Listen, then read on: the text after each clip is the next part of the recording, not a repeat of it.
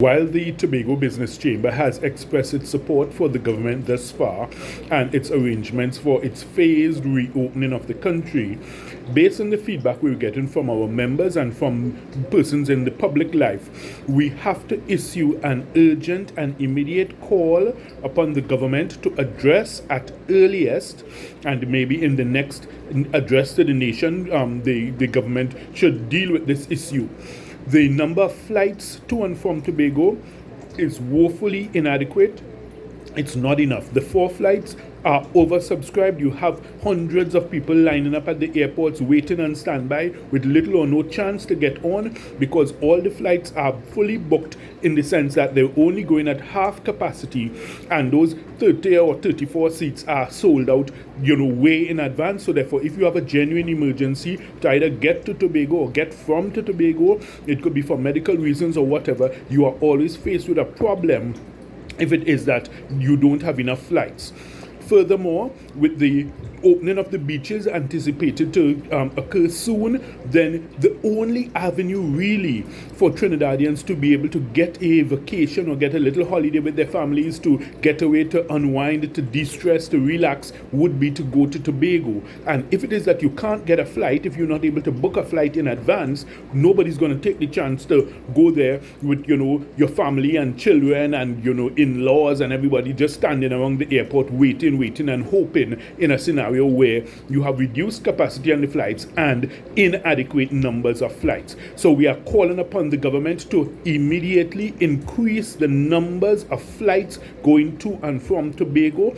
It is an essential service. It is something that is needed in order to facilitate travel between the islands, and it is basically a fundamental right of the population. While we understand and appreciate the need for the spatial separation on the flight, so we understand the half capacity, so we have no difficulty with that, but we are calling upon the government to immediately increase the number of flights, so therefore more people can travel with ease between Trinidad and Tobago, because right now the situation is really at critical mass, whereby persons are actually prevented from being able to go freely between Trinidad and Tobago on the flights. Of course, we know the boat is available, but the thing is, they also have their spatial separations and social distancing, so therefore they are also functioning with a reduced capacity. So these are 2 areas that we are saying definitely the government needs to look at urgently, and we're asking that be addressed in the very next occasion that the Prime Minister gives an address to the nation.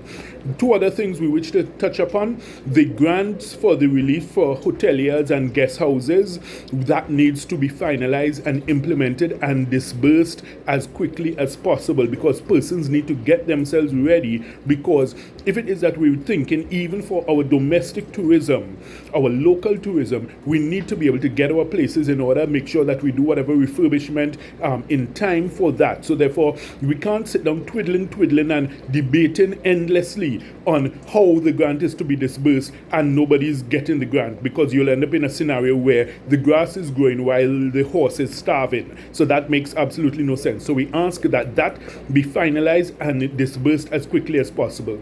We've also had calls from several small business owners who are asking that the 300 million grant facility, the loan facility whereby the government has promised that small business owners will be able to access that through First Citizens Bank, that be finalized so that persons can be able to make their applications, and once approved they would be able to get access to some sort of financial relief, because even though some sectors of the economy are reopening, the fact is consumer spending is down. There's tremendous caution on the part of shoppers. Persons are not really going out there with any great enthusiasm. They're still sticking just to basics and the bare necessities. So therefore, lots of businesses are still suffering. Even though they are open, they're asking, well, what's the point if there are no shoppers or customers coming in? So we need to look at these things, we need to address them and ensure that there are the mechanisms for the lifelines for survivability of these small businesses put in place. We're also asking on behalf of the general public that the rental assistance grants be expedited, so that the Prime Minister doesn't have to go on television and say, well, look, persons who receive the grants are afraid to come forward or they are not coming forward. We want it to be such that so many persons receive it that there will be a flood of people announcing that they've received it. So we want to see these things actually implemented and disbursed, so that the general public can be able to say, well, yes, I have received the relief. We don't just want it to end up being a PR exercise by the government.